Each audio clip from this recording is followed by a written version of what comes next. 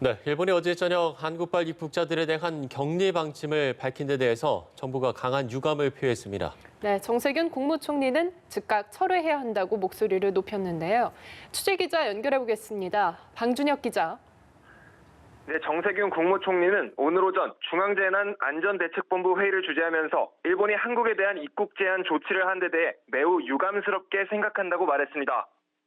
정 총리는 일본의 조치는 사실상 전면적인 입국 금지 조치라며 과도하고 불합리한 조치를 즉각 철회하라고 촉구했습니다.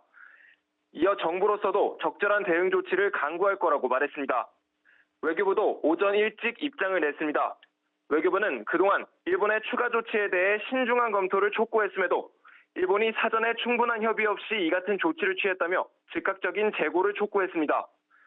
또 국내 확산 방지 노력의 성과가 보이는 시점에 취해진 조치로 방역 후에 다른 의도가 있는 건 아닌지 의심스럽다고 했습니다. 그러면서 일본에 대한 오염지적 지정과 관련해 정부로선 국민 안전을 최우선으로 하면서 가능한 조치를 검토 중에 있다고 말했는데요. 정부도 일본에 대한 추가적인 조치에 나설 수 있다는 의미로 풀이됩니다. 청와대가 조금 전 10시부터 NSC를 열었는데 여기서 일본 정부의 한국인 입국 제한 강화에 대한 정부 대책이 논의된 것으로 알려졌습니다.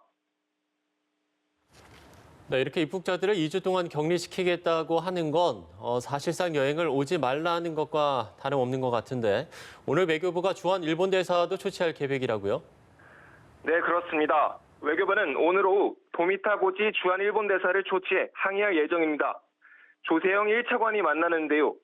일본의 조치는 유감이고 과도하고 불합리한 조치로 즉각적인 재고를 요청할 방침입니다. 앞서 외교부는 어젯밤에도 소마 히로이사 일본 대사관 총괄공사를 불러 강한 유감과 항의를 표한 바 있습니다. 한편 외교부는 오늘 오후 3시 반 주한 외교단을 대상으로 한 2차 설명회를 엽니다. 국내 상황이 조금씩 진전되고 있다는 점을 설명하고 정부의 방역 능력에 대해 신뢰해달라 이런 설득에 나설 것으로 보이는데요.